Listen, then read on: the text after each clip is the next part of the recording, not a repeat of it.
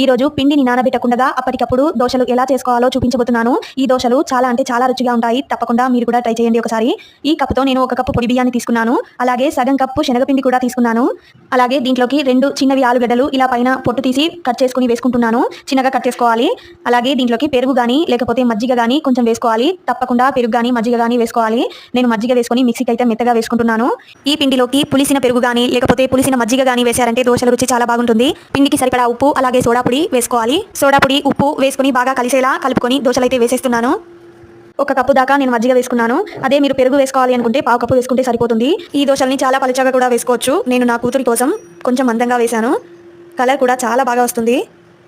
ఈ పిండితో దోశ వేసినప్పుడు ఒక సైడే కాల్చకుండా మరో సైడ్ కూడా కాల్చుకుంటే చాలా రుచిగా ఉంటుంది.